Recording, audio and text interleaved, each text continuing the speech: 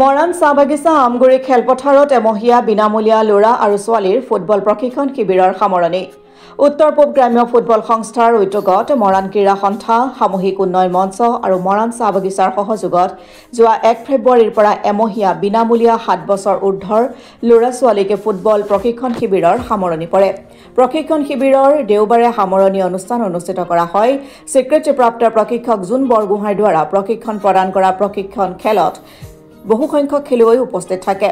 এই সামৰণি অনুষ্ঠানত প্ৰাক্তন ৰাজ্যিক মহিলা ফুটবল খেলুৱৈ, অসম ফুটবল সন্থাৰ সহকাৰী সম্পাদক সঞ্জীৱ বৰুৱা আৰু বহুসংখ্যক খেলুৱৈ সমাজকৰ্মীৰ উপস্থিতিত প্ৰাক্তন মন্ত্ৰী এটুৱা মুণ্ডাই খেলুৱৈসকলক জাৰ্চি প্ৰদান কৰে। প্ৰশিক্ষণত প্ৰশিক্ষক হিচাপে থকা জুন বৰগোহাঁই আৰু NERF-ৰ বিষয়ববীয়াসকলক সম্বৰ্ধনা জনোৱাৰ লগতে কৃতজ্ঞতা পত্ৰ প্ৰদান কৰা হয়।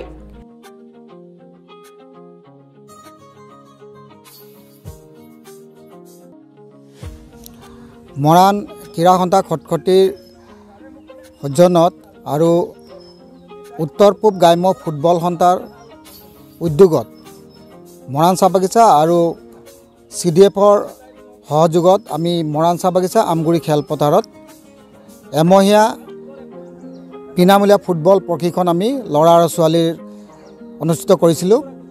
আজি এই শিবিৰ সমাপ্ত হৈছে। আমি এই এমহীয়া আমাৰ যিটো প্ৰশিক্ষণ আছিলে, এই প্ৰশিক্ষণত আমাক প্ৰশিক্ষক হিচাপে জুন বৰগোহাঁয়ে প্ৰশিক্ষণ দিছিলে আৰু প্ৰায় আমাৰ 50ৰো অধিক, প্ৰায় 60-70 জন ল'ৰা ছোৱালীয়ে আমাৰ ইয়াতে ফুটবল প্ৰেক্টিছ কৰিছে।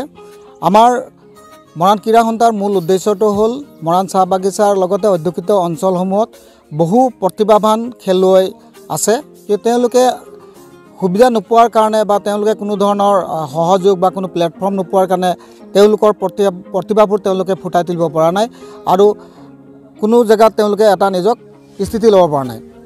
আমি জানো যে এটা জাতি যদি উন্নয়ন কৰিবলৈ শিক্ষা আৰু ক্ৰীড়া বহুত দৰকাৰ আছে উন্নয়ন কৰাত।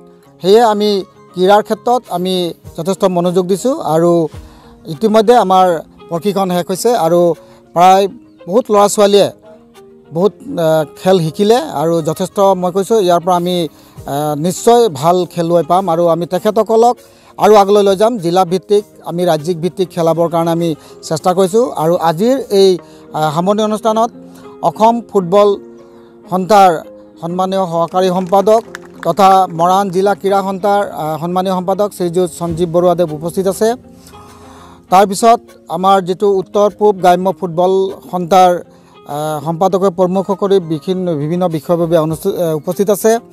আমি আমাৰ মৰাণ চাহ বাগিচাত প্ৰাক্তন ৰাজ্যিক মহিলা ফুটবল দলত প্ৰতিনিধিত্ব কৰা আমাৰ খেলুৱৈসকল আছিলে প্ৰাক্তন, তেখেতসকলক আমি আজি নিমন্ত্ৰিত কৰি আমি সন্মানিত কৰিছোঁ আৰু তেখেতসকলক দেখি আমাৰ নতুন খেলুৱৈসকলে অনুপ্ৰেৰণা পায়, সেইটো আমি অলপ চেষ্টা কৰিছোঁ আৰু ইতিমধ্যে আমাৰ অনুষ্ঠানটো শেষ হ'বলৈ হৈছে।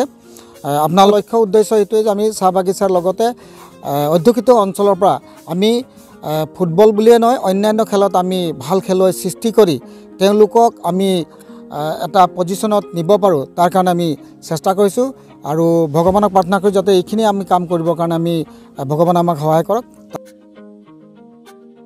মৰাণৰ পৰা দীপু সোণোৱালৰ ৰিপৰ্ট, অসম টুডে।